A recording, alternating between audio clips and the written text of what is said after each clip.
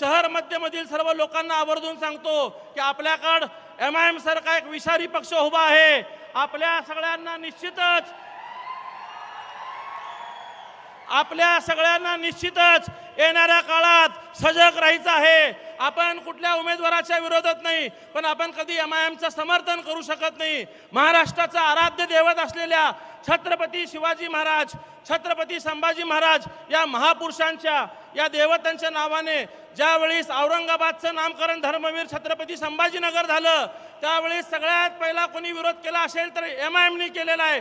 त्यामुळे अशा महाराष्ट्रद्रोही पक्षाला आपण थारा द्यायचं नाही, एवढं वचन मी तुमच्या सगळ्याकडनं मागतो। मला आपण वचन द्या, आपण सगळेजण भारतीय जनता पार्टी महायुतीच्या प्रत्येक उमेदवाराला निवडून आणायची जबाबदारी घ्यायची। आदरणीय मोदीजींनी सांगितलंय, एक है तो सेफ है।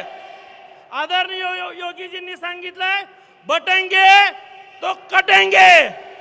त्यामुळे गाफील राहायचं नाही, मतविभाजन होऊ द्यायचं नाही। सजग राहून महायुतीच्या उमेदवाराला जिथं कमळ असेल तिथं कमळ, जिथं घड्याळ असेल तिथं घड्याळ, आणि जिथं धनुष्यबाण असेल तिथं धनुष्यबाण, तिन्ही उमेदवारांना महायुतीच्या आपण जिल्ह्यातल्या 11 उमेदवारांना निवडून द्यायचं आहे। या ठिकाणी पुनश्च एकदा माझ्या माता भगिनींना विनंती करतो की आपल्या लहान भावाला आपण पदरात घ्यावं व मतदान रूपी आशीर्वाद माझ्या पाठीशी द्यावं।